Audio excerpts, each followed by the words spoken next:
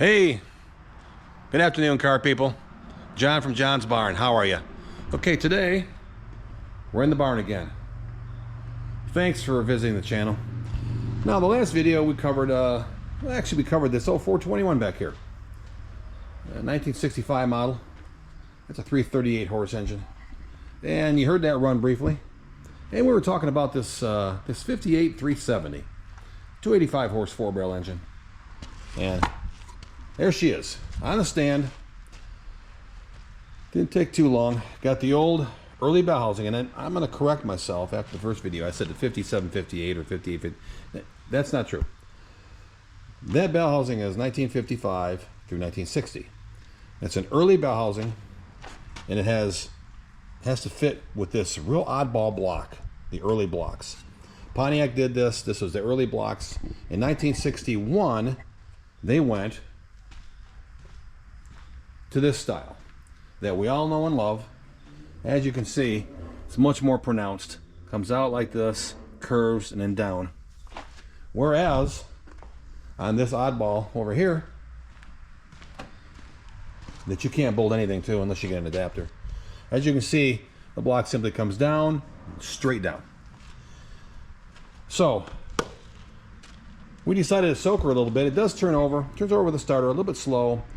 2 or 3 of the cylinders were a little bit surface rusty. Don't want to hurt any rings, don't want to hurt any cylinder wells, so got my little famous mixture of about 20% acetone and 80% trans fluid. There's a few guys here on YouTube that use that formula, give or take, and it does work very well. You can also use straight acetone.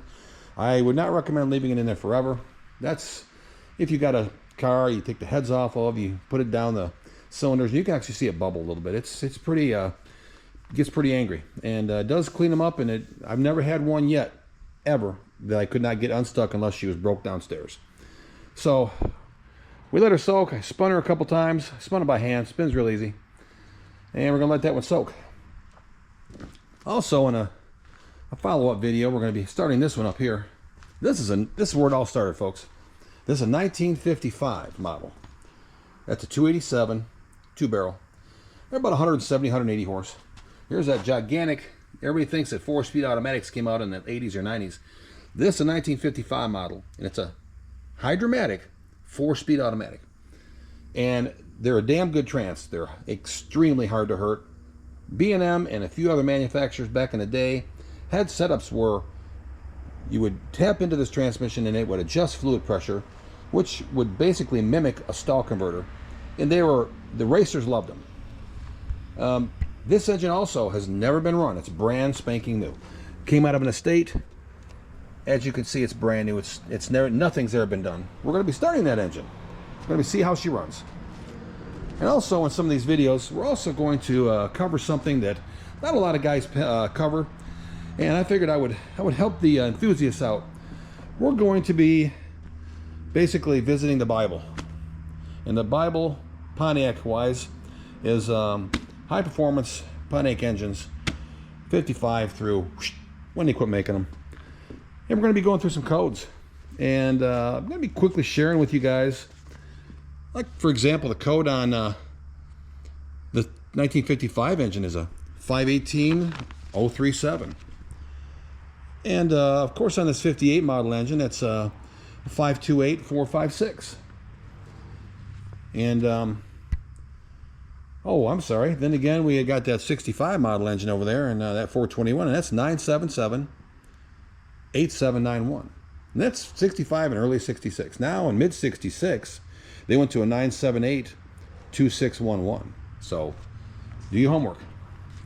Also, we've got, what do we got? Oh, there we go. On the 421, we have a 338 horse. That's that one there. It's a YH code. Now, if that was a stick shift, that'd be a WG code, folks. And if you want to jump up to 356 horse, that's when they started doing the tri-powers on them. The 356 horse automatic is a YJ. So if you find one of those, you're doing okay. If you find a WH code, that's a 4-speed or 3-speed manual. That's even better. Then, if you really get lucky, and you're at a swap meet or a car show and there's stuff for sale, or you're at a garage sale. I've found stuff at yard sales. You never know. The old 376 horse, the automatic version is YK, and the 4-speed, which is the one to find, is WJ. And that's a 376 horse. They run the 068 HO cam. What I don't know and what I have memorized, I look at my book here, but I've got so many numbers memorized. Just like the YH code, they use that from 65 up through the early 70s, folks. That'll run on a 421, a 428, and a 455. So you've got to do your homework. When you find some of these codes, you also need to look at the date on the back of the engine. The date on these Pontiac engines, they make it real easy. I don't believe you can see it down there. I'm gonna have to give you guys a follow-up video. A little bit hard to see, but give you an idea. Right back here where the distributor is, you'll see a sequence. It's over here on this one actually, and it says, I believe it's E17.5.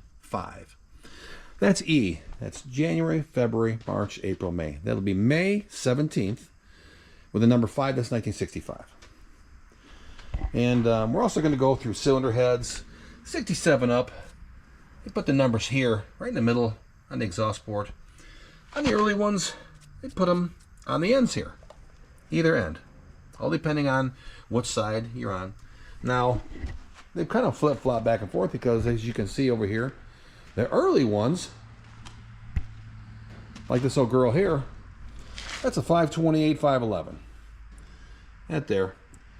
They did that from 55 up through, I think, 59 or 60. Somewhere around there. And then, no, actually, I take that back, through 64. Because in 1965 is when they went to that style there, where it's on the end ports. 2 years. 67, they went back to center port. And, of course, the code will be right here. Right below this cylinder head. On the early engines, it'll be 3-digit code like 07B or 13B. Then in the mid-60s, 65 around there, they went to just 2 letters.